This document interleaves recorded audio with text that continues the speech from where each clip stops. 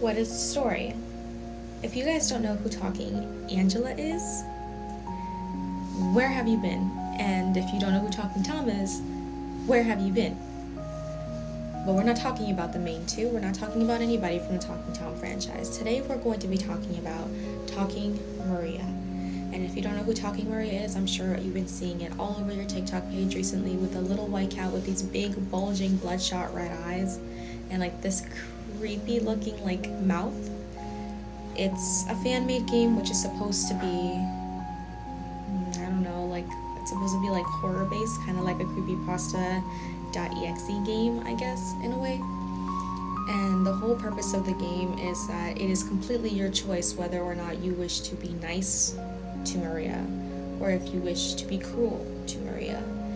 You have many different choices between poison and food, cold water or soap, sleep, insomnia, or you can just choose to ignore her either way. You also get the choice, by what I've seen, you get the choice whether or not you wish to poison her and save her. It's your choice. Now we're going to deep dive into what the actual story behind Talking Maria is, and not just who she is, but what she was. Now let's go take a little deep dive into that. So the way the story of Talking Maria goes is that the original creator of Talking Angela used to live next door to a girl named Candace. Candace had a cat, and this cat's name was Maria. She was a little white kitten, a little white cat, if you will.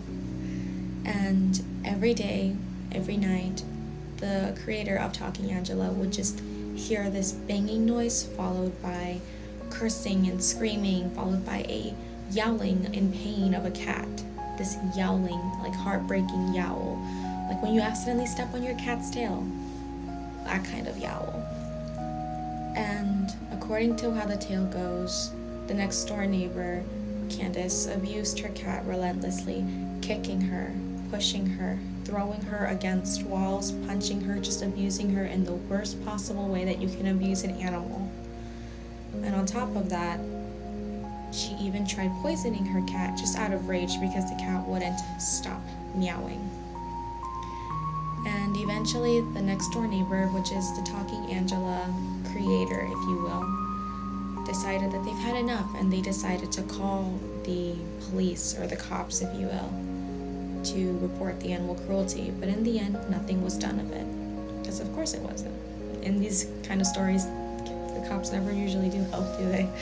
But yeah, the cops did absolutely nothing to save or protect Maria.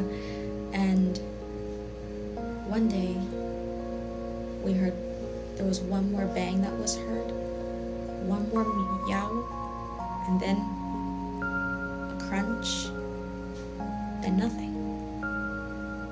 It was silent.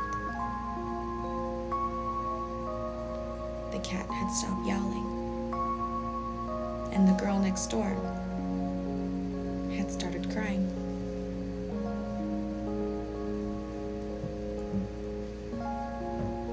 And that's how the creator of Talking Angela knew that Maria had passed away.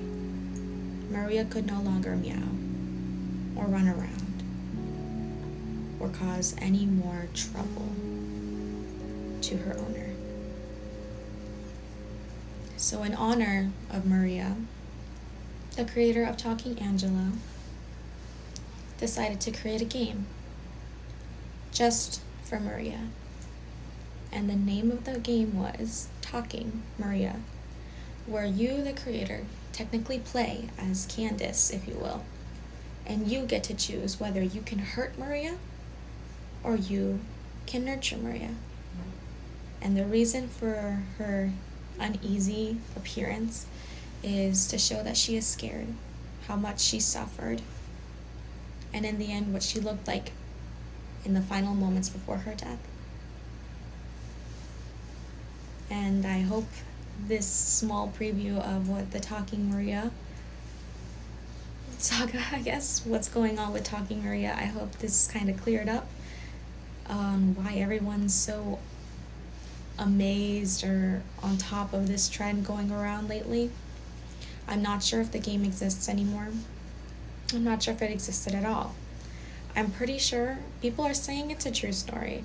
However, I personally think it's probably just like another creepypasta urban legend, sort of like he said, she said. So wherever you go, the tale might be different. But this is just what I've heard from the tale.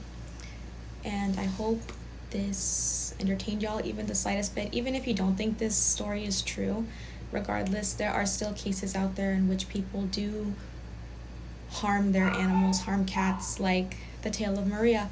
And there was a case going around where a man even put his newborn kitten into a blender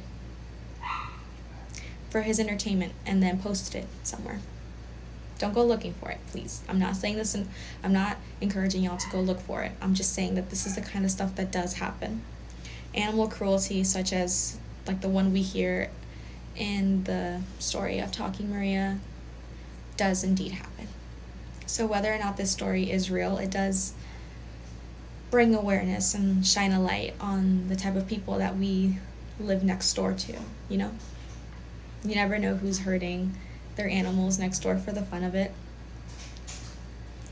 And who knows, maybe you're living right next door to somebody who is harming their own version of Maria. But that's it for this story time. I will catch y'all in my next content.